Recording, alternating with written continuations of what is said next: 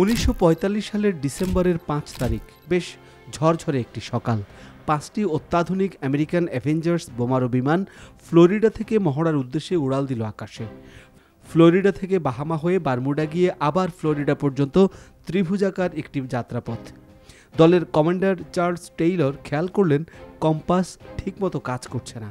Control টাওয়ারে যোগাযোগ করলে তারা বললেন তখনকার অবস্থান কিউএস্ট থেকে উত্তরের সোজা মায়ামির দিকে চলে আসতে। হঠাৎ টেইলরের সাথে কন্ট্রোল টাওয়ারের যোগাযোগ বিচ্ছিন্ন হয়ে গেল।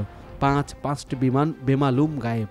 শুধু তাই নয়, এদেরকে উদ্ধার করার জন্য যে বিমানটি পাঠানো হলো তারও কোনো খোঁজ পাওয়া গেল না। হ্যাঁ, এই সেই বিখ্যাত কিংবা কুখ্যাত জায়গা। ফ্লোরিডার মিয়ামি, পুয়ের্তো রিকো এবং বারমুডাকে 3টি বিন্দু হিসেবে ধরে একটি ত্রিভুজ বানালে আটলান্টিকের মাঝে যে জলসীমা পাওয়া যায় তাকেই নাম দেয়া হয়েছে রহস্যময় বারমুডা ট্রায়াঙ্গল। ভিনসেন্ট এইচ গ্যাডিস প্রথম এই নামটি দেন 1964 সালে। তার পরপরই চারদিকে হইচই পড়ে যায় বারমুডা ট্রায়াঙ্গেলের। কতটুকু রহস্যময় এই বারমুডা ট্রায়াঙ্গেল, কিংবা আদৌ কি সে রহস্যময়, সেটি জানবো আজকের এই পর্বে।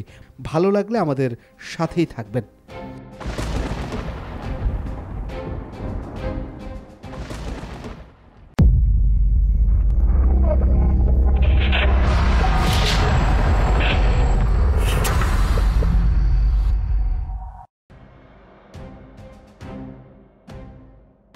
1918 সাল সাইক্লোপস নামক একটি বিশাল জাহাজ উত্তর আটলান্টিকে উধাও হয়ে যায়।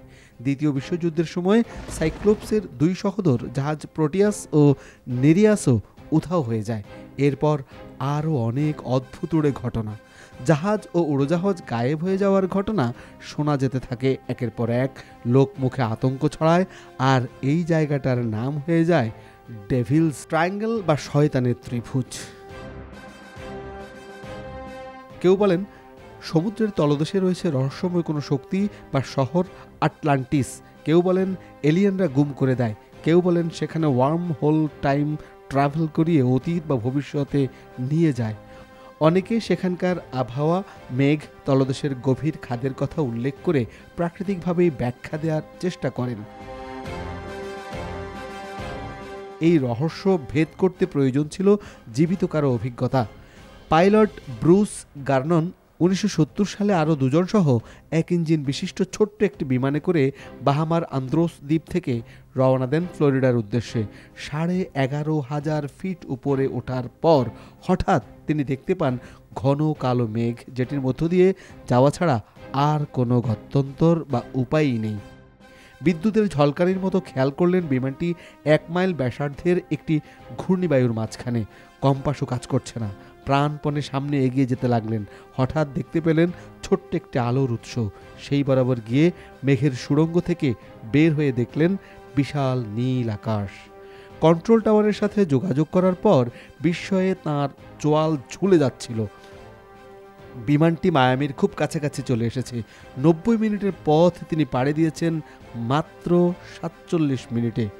এমনকি যতটুকু জ্বালানি খরচ হওয়ার কথা ততটুকুও হয়নি। এর ব্যাখ্যা খুঁজতে খুঁজতে নিজেই একটি প্রকল্প দাঁড় করালেন যে তিনি বৈদ্যুতিক কুয়াশার মতো মহাজাগতিক সুড়ঙ্গ দিয়ে মায়ামি চলে এসেছেন।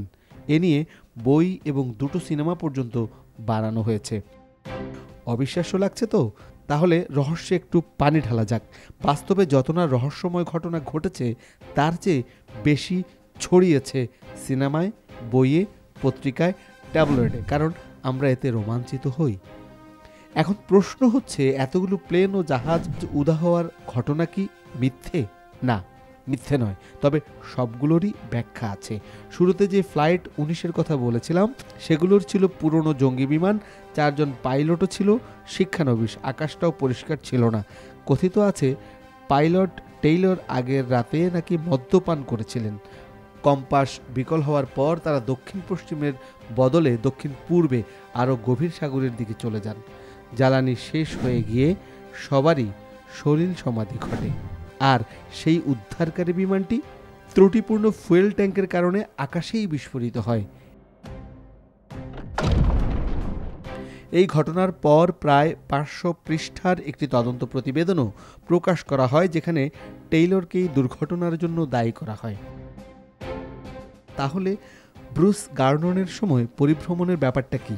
তা হলো আকাশে ঝড়ে কম্পাস এবং রাডার কাজ না করা খুব স্বাভাবিক। ছোটবেলায় স্রোতের অনুকূল প্রতিকূলের অঙ্ক নিশ্চয়ই আমরা করেছি। ঝড়ের মধ্যে বাতাস অনুকূলে থাকলে ঠিক সেভাবে প্লেনের গতি বেড়ে যাওয়া খুব স্বাভাবিক। এর না হয় সমাধান হলো, কিন্তু এতগুলো বিমান জাহাজ উধাও হওয়ার রহস্যটা কি? ধ্বংসাবশেষ কেন খুঁজে পাওয়া যায় না? মহাসাগরে হ্যারিকেন, সামুদ্রিক ঝড় এগুলো খুবই স্বাভাবিক বিষয়। এখনকার দুর্ঘটনার হার আসলে আটলান্টিক বা প্রশান্ত মহাসাগরের অন্য অংশগুলোর মতোই, যেগুলোর খবর অত ফুলিয়ে ফাঁপিয়ে প্রচার করা হয় না। তবে যে ব্যাপারটা সবচেয়ে মজার, সর্বোচ্চ জাহাজ ও বিমান চলাচল করার জায়গাগুলোর একটি হচ্ছে এই বারমুডা ট্রায়াঙ্গেল। একথা সত্যি যে আটলান্টিক বা প্রশান্তের সুবিশাল জলরাশির অনেকটাই এখনও আমাদের অজানা, আর সেই অজানাকেই দখল করে নিয়েছে নানা রকম অলৌকিক ও অতিপ্রাকৃত ব্যাখ্যা।